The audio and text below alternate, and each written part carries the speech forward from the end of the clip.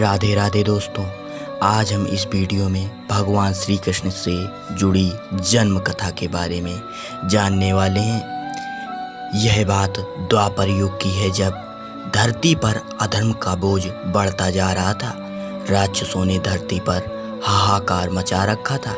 इस बात से सभी लोग बहुत परेशान थे और धरती माँ गाय का रूप धारण करके देवताओं के पास गई और उन्होंने उनसे कहा, देवतागण मेरी रक्षा करें, इन राक्षसों का आतंक मुझ पर बढ़ता जा रहा है, मेरी रक्षा करें। इस राक्षसों का आतंक को खत्म करने के लिए धरती माँ की इस बात का देवताओं के पास कोई समाधान नहीं था। इस पर उन्होंने ब्रह्मा जी के पास जाने का निर्णय लिया। जब सभी देवता भगवान ब्रह्मा के पास धरती माँ के साथ जाते हैं तो वहाँ पहुंचकर उन्होंने ब्रह्मा जी से विनती की, प्रभु मेरे ऊपर से दैत्यों का यह भार कम करें।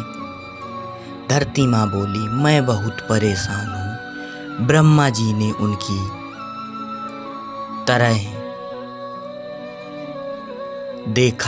उनकी तरफ देखा और कहा, इसका उपचार सिर्फ भगवान विष्णु कर सकते हैं। देवी आप उन्हीं के पास जाइए। ब्रह्मा जी का यह कहकर मना कर उनके साथ धरती माँ और सभी देवतागण भगवान विष्णु के निवास क्षीर सागर में पहुँचे। उस समय वह शेषनाग पर लेटे हुए आराम कर रहे थे। वहाँ पहुंचकर सभी ने भगवान विष्णु को प्रणाम किया और पूरी कहानी सुनाई। पूरी कहानी सुनकर भगवान विष्णु ने कहा, पृथ्वी लोक पर अवतार लूँगा और पाप को खत्म करूँगा। उसकी यह बात सुनकर धरती माँ खुशी खुशी वहाँ से चली गईं। इधर मथुरा में राजा उग्रसेन राज किया करते थे।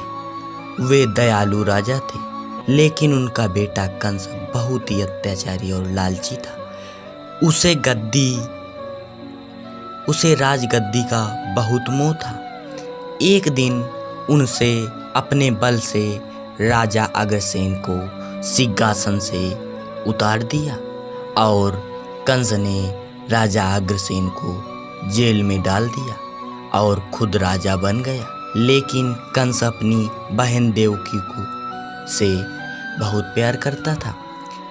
एक दिन देवकी की शादी राजा सूरसेन के पुत्र वासुदेव के साथ हुई। शादी के बाद कंस देवकी को विदा करने लगा। तभी आकाशवाणी हुई कि देवकी की 8वीं संतान उसका वध करेगी। जब कंस ने यह सुना कि उसकी बहन देवकी की 8वीं संतान कंस का वध करेगी, इतना सुनते ही कंस के पैरों तले की जमीन खिसक गई और उनसे देवकी और वसुदेव को जेल में डाल दिया।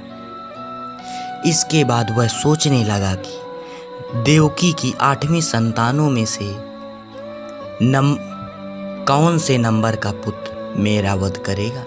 इस असमंजस के कारण उसने देवकी की सभी संतानों को मारने का निर्णय लिया। एक एक करके उसने देवकी की 6 संतानों को एक चट्टान पर पटक कर मार डाला।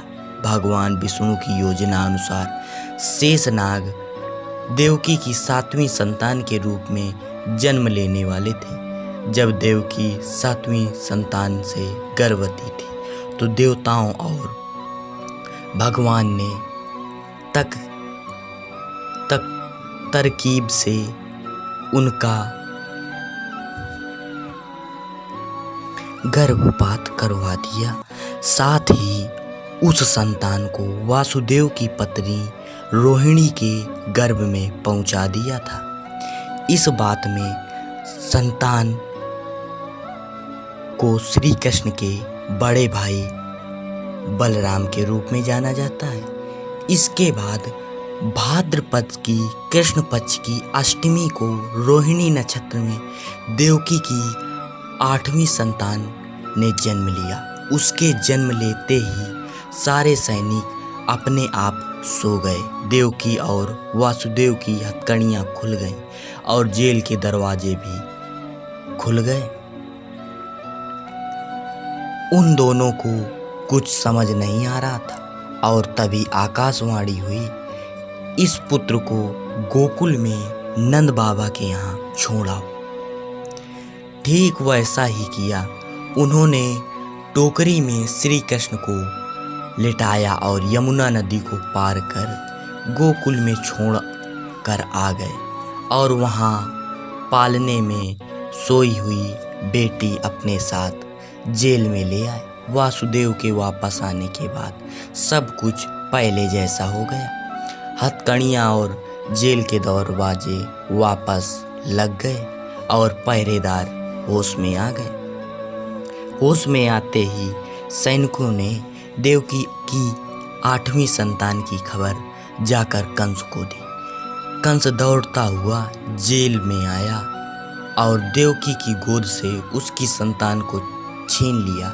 इसके बाद जैसे ही कंस ने उसे मारने के लिए हाथ उठाया, वह उसके हाथ से छूटकर हवा में उड़ गई और बोली, दुष्ट कंस, मैं योग माया हूँ। तुझे मारने के लिए भगवान ने गोकुल में अवतार ले लिया है।